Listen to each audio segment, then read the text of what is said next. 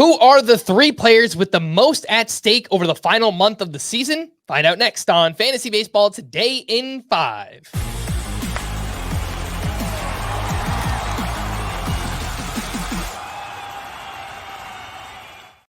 Welcome into FBT in 5. Happy Labor Day weekend to all out there. I am Frank Stampfl, joined by Chris Towers, and the players with the most at stake over the final month of the season. Julio Rodriguez. It's a tough season for J-Rod, had a top 3 ADP coming into the season, and we are recording this on Thursday, August 29th, but through 115 games, 253 batting average, 12 homers, 18 steals, a 670 OPS. Very clearly not healthy, Chris. Mm-hmm. I think we just need to see anything over the final month. What do you think? Yeah, I mean, I think he's going to be a super controversial player one way or the other, but part of what's really unfortunate about Julio Rodriguez's season is it did finally look like he was figuring it out in July. Remember, he sprained his ankle the third game back from the All-Star break.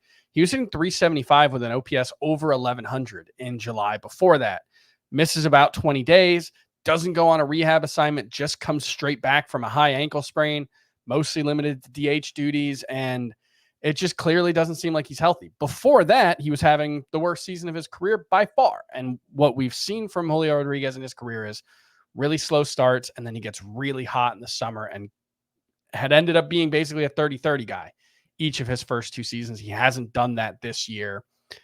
Would love to see a big September. I think that would do a lot to quiet concerns. But personally, I'm kind of giving Julio Rodriguez a mulligan for this year. He was really bad early on. I have a lot of faith that he would have had a big second half, and it just didn't happen because of the injury mostly. And I'm willing to mostly write that off. I'm not going to say he's like a number 1 overall pick. He might not even be a first round pick, but I have a hard time seeing Julio Rodriguez going outside of the top 20 next year. The player who might have the most to gain over the final month of the season, or the most at stake rather, is Corbin. Literally. Yeah, because he is entering his free agency this offseason, about to be 30 years old. He's a Scott Boras client. He's had a very fine season coming off a really rough August, 7.36 ERA, a 160 whip. And we cited this recently, Chris, the fact that the cutter whiff rate, swinging strike rate overall, strikeout rate overall, all have been trending down since 2021. And again, he's about to be 30 years old. It's not impossible for someone to just have like an outlier, bounce back strikeout season, but the trends would bet against that happening right now. Yeah, I mean, the thing with Corbin Burnes is in some ways his profile feels pretty safe, right? Like he has a 330-ish xERA, which his actual ERA is like 320. And so you look at that and it's like, he's doing pretty much what you should have expected him to do. But the first 4 months of the season, he was a sub 2.5 ERA, looked like he might win the American League Cy Young, was racking up wins. And then this disaster August comes around. And I think that the August is just a pitcher who's in decline, certainly, had a really rough stretch. That's my assumption. If he goes out in September and stinks again, keeps getting crushed, cutter doesn't bounce back, especially, then it starts to be like, is this really an ace, or is this more like an SP3 with risk for fantasy? I think that's what's at stake. I think we could be looking at a range where Burnes could pitch his way back into the top 12 for sure next year. I think there's a chance he's outside of the top 20. Let's wrap up with his teammate, Jackson Holliday, who's had a rough go so far this season. 36 games, 169 batting average, 5 homers, 1 steal, a 548 OPS.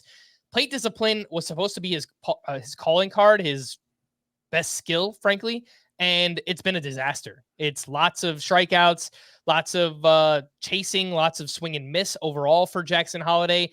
This is another one that can go either way, Chris, because if he has a big September, I could see people talking themselves into a top 75 pick for next year. Or if he's just this bad, maybe he gets demoted and we're talking about him as like a post-hype sleeper for next season. But yeah, I think there's a lot of variance between what can happen here with Jackson Holliday. Yeah, I think there might be like 100 picks worth of variance in Jackson Holliday's potential ADP between now and the end of the year, because one, like you said, the contact skills have not been there. And that's going back to AAA. He's been overmatched as a major leaguer. And hey, look, he's 20. He is younger than 9 of the first 10 picks in the MLB draft this year. That wouldn't be so concerning. But then you look back at AAA, and he was 29th percentile in zone contact rate. And he was like 71st percentile in expected WOBA on contact. That combination, bad plate discipline, decent but not outstanding quality of contact, is pretty scary. And so, yeah, I'm going to need to see a full month of like a 22% strikeout rate from Jackson Holliday, where he starts making a lot more contact overall, to really want to buy in. If it's, we've seen him hit for power now in the majors since he came back. That we know that plays.